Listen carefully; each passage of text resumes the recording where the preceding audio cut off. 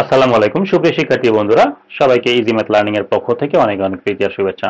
বন্ধুরা, আজকে আমরা বাস্তব সংখ্যা অধ্যায় থেকে ধরন 2 অর্থাৎ 2 নম্বর ধরন নিয়ে কথা বলবো। এই ধরনটা একটু আলাদা। ধরন 2টা হচ্ছে অমূলদ সংখ্যা প্রমাণ করা।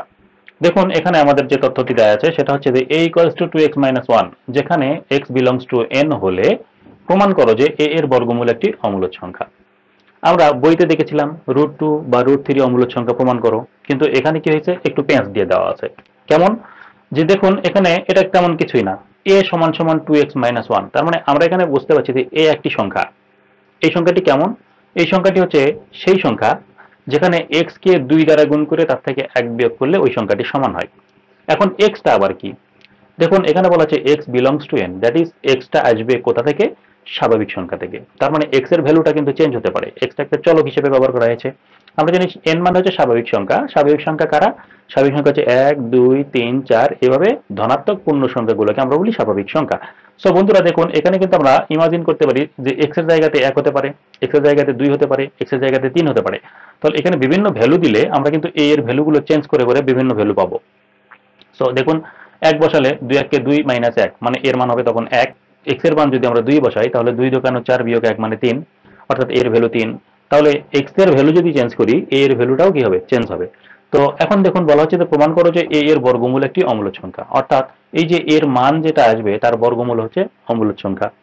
তো সেটা অমূলদ সংখ্যা আমাদেরকে প্রমাণ করতে হবে, কিন্তু সেখানে দেখুন বলা আছে যে x এর ভ্যালুটা কত হবে? 3। তার মানে এই যে স্বাভাবিক সংখ্যা সবাইকে দিতে বলেনি, আমাদেরকে শুধু বলা আছে x এর ভ্যালুটা কত দিব? 3। তাহলে বন্ধুরা, যদি আমরা এখন এই যে a equal to 2x minus 1, এখানে কিন্তু x এর ভ্যালুটা দেওয়া আছে। সো আমরা আগে লিখব যে দেওয়া আছে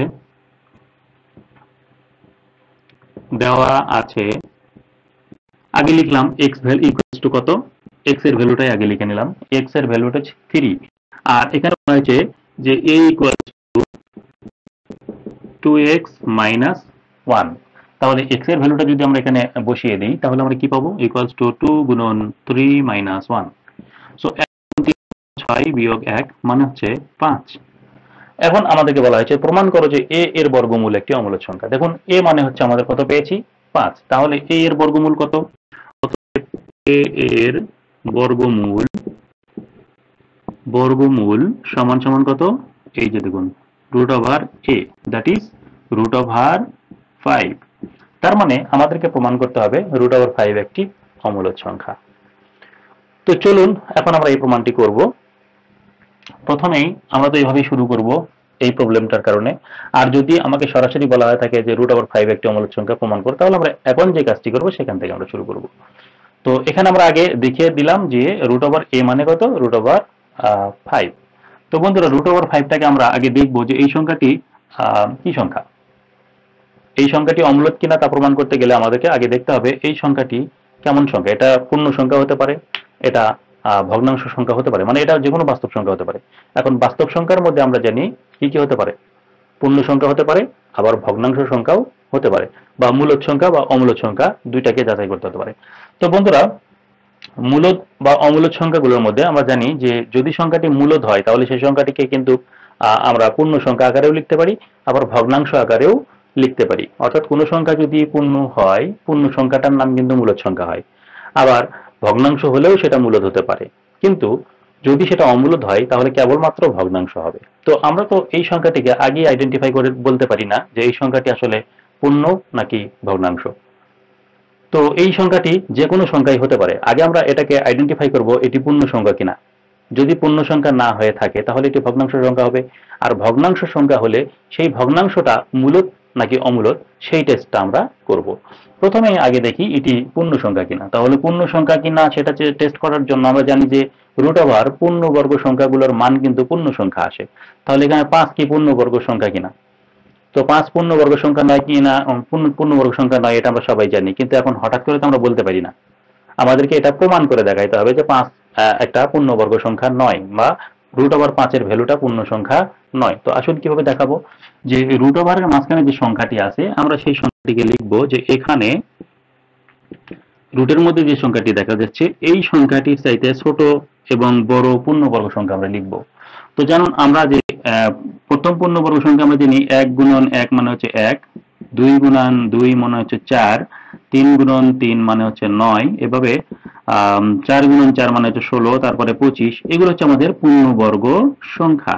তাহলে প্রথম পূর্ণবর্গ সংখ্যাটি হচ্ছে 1, পরের পূর্ণবর্গ সংখ্যাটি হচ্ছে 4, তারপরের পূর্ণবর্গ সংখ্যাটি হচ্ছে 9 এবং তারপরের পূর্ণবর্গ সংখ্যাটি 16, এভাবে তারপরের পূর্ণবর্গ সংখ্যাটি হচ্ছে কত? 25। তো বন্ধুরা, আমরা 5 এর অবস্থানটা কোথায় দেখতে পাচ্ছি? 5টা কোথায় থাকবে? 5 অবশ্যই 4 এর পরে থাকার কথা। তার মানে 5 যদি এখানে থাকে তাহলে 5 এর চাইতে ছোট পূর্ণবর্গ সংখ্যাটি হচ্ছে 4 এবং 5 এর চাইতে বড় পূর্ণবর্গ সংখ্যাটি হচ্ছে আমাদের কত? 9। তাহলে আমরা লিখতে পারি 5 এর চাইতে বড় পূর্ণবর্গ সংখ্যা হচ্ছে 9 এবং 5 এর চাইতে ছোট পূর্ণবর্গ সংখ্যাটি হচ্ছে কত? আমাদের 4। বন্ধুরা, যদি এখানে √48 থাকতো তাহলে আমরা কি করতাম? যদি এখানে সাপোজ √48 থাকতো তাহলে আমরা এখানে লিখতাম, দেখুন 48 এর পজিশনটা আমাদের থাকতো 36, 49, এই যে 49 এর আগে। তাহলে আমরা এখানে লিখতাম প্রথমে আগে √48 এবং 48 এর চাইতে ছোট পূর্ণবর্গ সংখ্যা কত? 36, এবং এই পাশে লিখতাম 36 আর এই পাশে তখন লিখতাম আমরা 49। আশা করি বিষয়টি ক্লিয়ারলি বুঝতে পেরেছেন। এখন এভাবে আমরা সংখ্যাটিকে লিখব, মানে √এর মধ্যে যে সংখ্যাটি দেওয়া থাক না কেন আমরা সেটাকে এভাবেই টেস্ট করব। তাহলে এখন আমরা কি করব, যে এই সংখ্যাগুলোর উপরে আমরা √ চিহ্ন দিব। তাহলে √ চিহ্ন কিভাবে দেব, যে দেখুন 4 এর উপর √ এবং 5 এর উপরে √ এবং 9 এর উপরে √ অর্থাৎ সবগুলো পক্ষকে আমরা কি করেছি? বর্গমূল করেছি। এখানে পক্ষ কিন্তু তিনটি, বাম পক্ষ, মধ্য পক্ষ এবং ডান পক্ষ। তাহলে বাম পক্ষের মান √ করলাম, ডান পক্ষের মান √ করলাম এবং মধ্য পক্ষের মানও √ করলাম। তাহলে এখন দেখি কেমন দেখা যায়। দেখুন আমরা জানি 4 এর বর্গমূল করলে কিন্তু আমরা কি হয়? পূর্ণ সংখ্যা পাই, অর্থাৎ 4 এর বর্গমূল হচ্ছে 2 এবং এখানে 9 এর বর্গমূল হচ্ছে 3।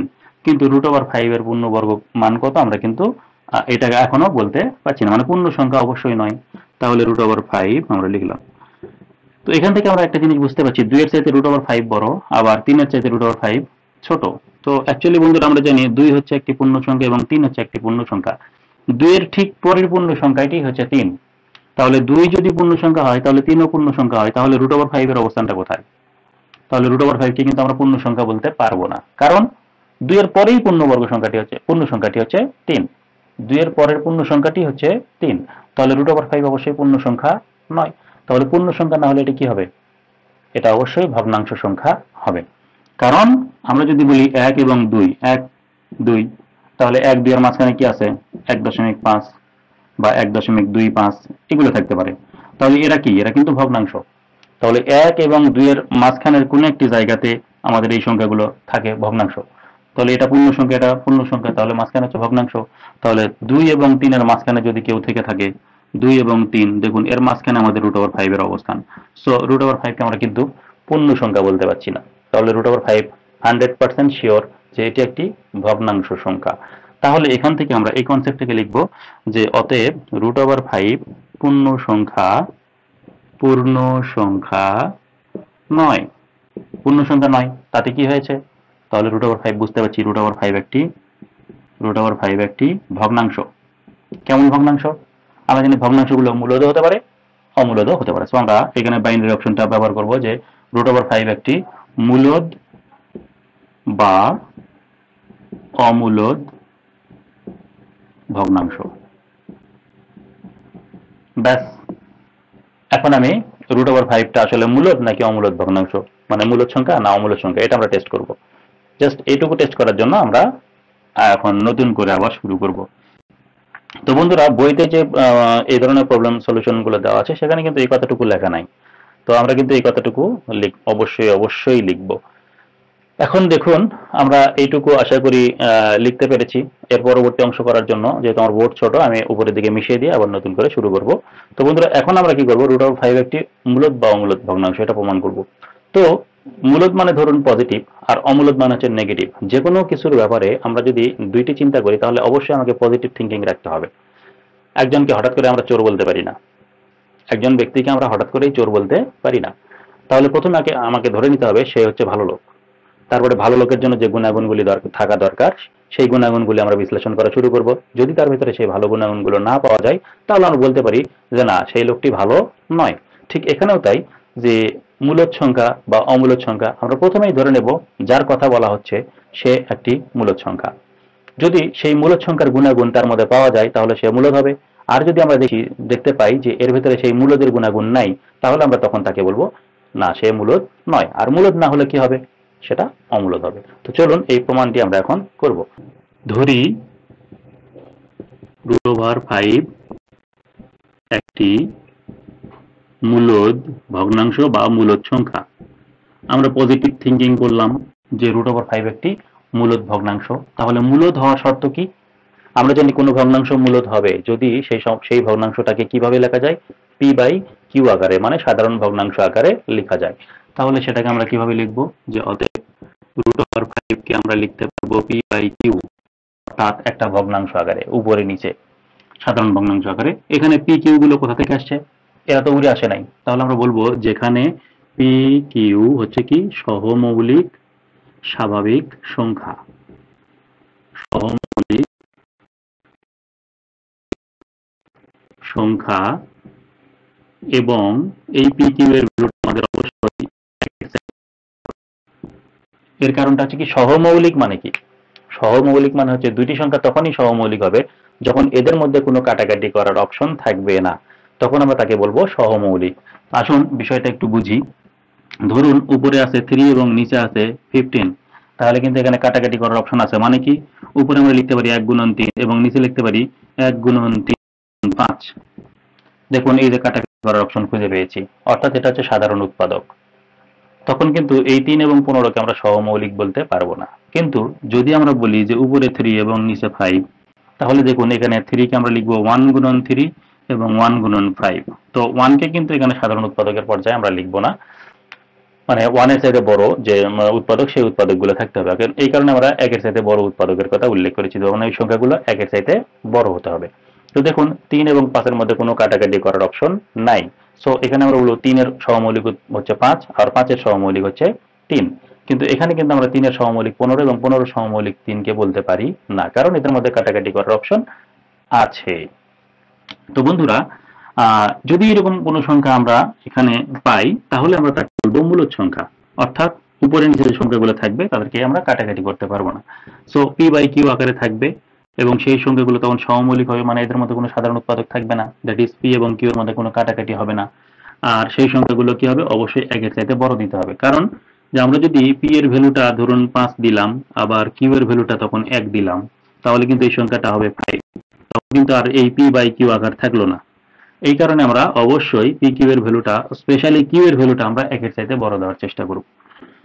তো যাই হোক, আমরা ডিফাইন করে নিয়েছি যে এখানে p/q √5 এর সমান, অর্থাৎ যেহেতু √5 কে আমরা মূলদ ধরেছি। এখন আমরা যে কথাটি বলেছি যে √5 টা হচ্ছে p/q এর সমান, তাহলে এই কথাটা সত্য কিনা এটা প্রমাণ করব, যে এটা সত্যিই সত্য কিনা। তাহলে আমরা যা লিখেছি এটি সত্যি হলে সত্য, আর মিথ্যা হলে আমরা সেটা অমূলদের দিকে যাব। তো বন্ধুরা, এখন যে কথা প্রমাণ করার জন্য প্রথমে বলবো যে দেখুন √5 আছে, আমরা এই রুটটাকে একটু তুলে দেওয়ার চেষ্টা করব। তাহলে √কে যদি তুলে দেওয়ার চেষ্টা করি, তাহলে আমাদেরকে কি করতে হবে, এটাকে বর্গ করতে হবে, অর্থাৎ উভয় পক্ষকে বর্গ করে। এই যে মাথার উপরে √, আছে, মাথার থেকে আমরা √টাকে তুলে দিলাম। অর্থাৎ মাথার উপর ধরুন ক্যাপ পরা ছিল ওই মানুষটার, ক্যাপটাকে আমরা তুলে দিয়ে এখন দেখতেছি যে ওর চেহারাটা কেমন। এখন চেহারা পরে আমরা বিশ্লেষণে যাব। দেখুন √5 যদি স্কোয়ার করি, তাহলে স্কোয়ার রুট কেটে গেলে থাকবে 5 এবং নিচে হচ্ছে কিউ। √টা কিন্তু উঠে গেছে, এখন শুধু সংখ্যা আসছে। তাহলে এখানে বলতেছি 5টা হচ্ছে p²/q² এর সমান। যেহেতু p² এবং q², এখানে কিন্তু দুটি স্বাভাবিক সংখ্যা, সো p এবং q গুণন q হলে কোনো না কোনো ভাবে একটার সাথে আরেকটা ক্রস কানেকশনে কাটাকাটি হয়ে যাওয়ার চান্স থাকে। এই কারণে আমরা এই অপশনটা রাখতে চাচ্ছি না। আমরা কি করব, নিচ থেকে একটা কিউ কে সরিয়ে দেব, অর্থাৎ এই কিউ থেকে যদি আমরা একটা কিউ কে বাম পাশে পাস করে নিয়ে আসি, তাহলে আমরা পাচ্ছি 5q = p²/q।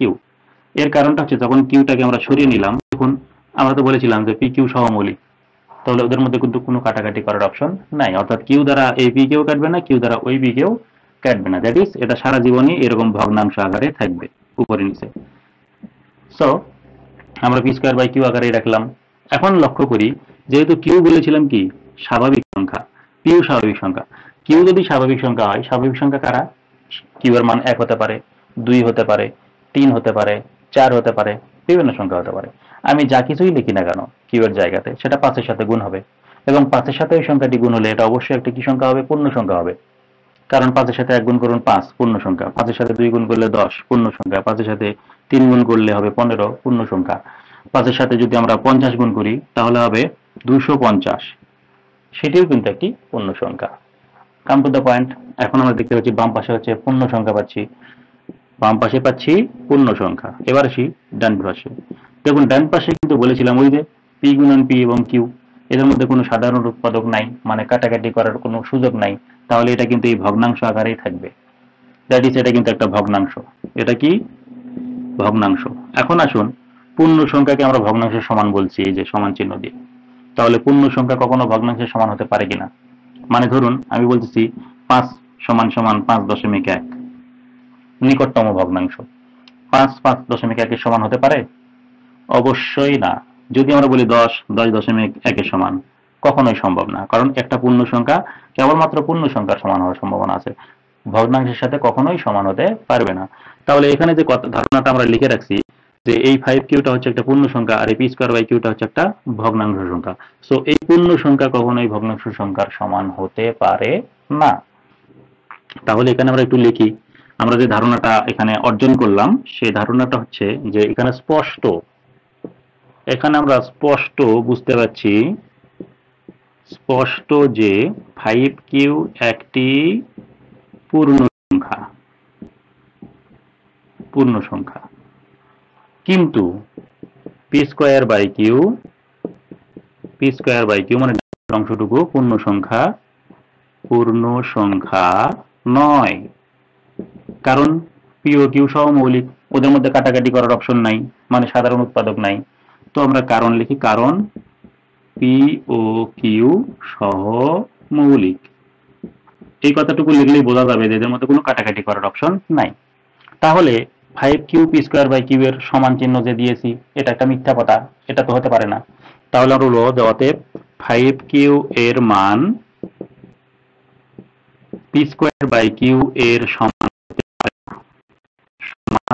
হতে পারে না। যদি সমান না হতে পারে তাহলে এটাকে আমরা যে লিখে রাখছি, তাহলে অতএব আমরা 5q কে কি করব? P square by Q not equals to লিখব, অর্থাৎ 5q not equals to P square by Q. তাহলে এটা যদি সমান না হয়ে থাকে তাহলে আমরা আগেকার ধারণা থেকে কিন্তু এই ধারণায় এসেছিলাম। তাহলে এটা যদি সত্যি না হয়ে থাকে তাহলে আগেকার কথাও সত্য ছিল না, এটা যদি সত্য না হয়ে থাকে তাহলে আগেকার কথাও সত্য ছিল না, সেইটা যদি সত্য না হয়ে থাকে তাহলে তার আগেকার ধারণাটাও সত্য ছিল না। তাহলে সর্বশেষ ধারণা অনুযায়ী এটা যদি হয়ে থাকে তাহলে আমরা বলতে পারি যে অতএব √5 এটাকেও আমরা পি বাই কিউ এর সমান লিখতে পারবো না, অর্থাৎ √5 কে পি বাই কিউ আকারে লেখা যায় না। অতএব √5 কে পি বাই কিউ আকারে প্রকাশ করা যায় না। তো বন্ধুরা, প্রকাশ করা যায় না। তাহলে আমাদের কিন্তু সংজ্ঞাতেই বলা ছিল যে যে কোনো সংখ্যা মূলধর শর্ত হচ্ছে এটাকে পি বাই কিউ আকারে প্রকাশ করতে পারতে হবে বা প্রকাশ করা যাবে। যেহেতু পি বাই কিউ আকারে √5 কে প্রকাশ করা গেল না, তাহলে এটা কিন্তু মূলদ নয়, মূলদ নয়। অতএব √5 কি নয়? মূলদ নয়। তো আমরা এই লাইনের আগের লাইনে যেটা আমরা ধারণা দেখে আসছিলাম যে √5 একটি মূলদ বা অমূলদ ভগ্নাংশ, যেহেতু মূলদ নয় তাহলে আমরা এখন বলতে পারি বাইনারি হিসাবে যে অতএব মূলদ না হলে কি হবে? অমূলদ। তাহলে আমরা বলবো অতএব √5 একটি অমূলদ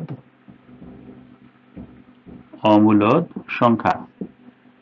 দ্যাট ইজ, এই √5টা কি ছিল? √a। তাহলে আমরা বলবো যে অতএব a এর বর্গমূল একটি অমূলদ সংখ্যা। এই এর বর্গমূল একটি অমূলদ সংখ্যা। তো দেখুন বন্ধুরা, আমাদের কিন্তু অলরেডি কথাটা প্রমাণ হয়ে গেছে। সো আমরা এখানে লিখব প্রমাণিত।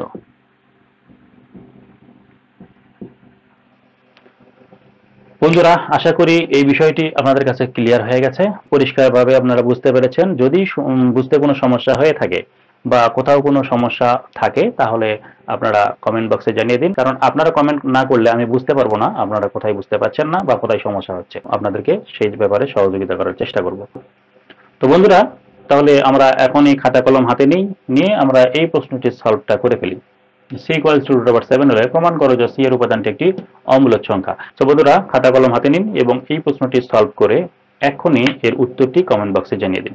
সবার প্রতি সুস্বাস্থ্য কামনা করে আজকের মতো এখানেই শেষ করছি।